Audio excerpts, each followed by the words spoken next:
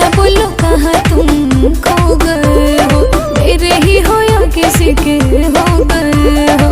मुझे तुमसे मिलना है, बात दिल की कहना है, सही सही टाइम तो बताना। बाबू कहाँ हो? तुम्हारा बाबू व्यस्त है, महादेव की भक्ति में मस्त है।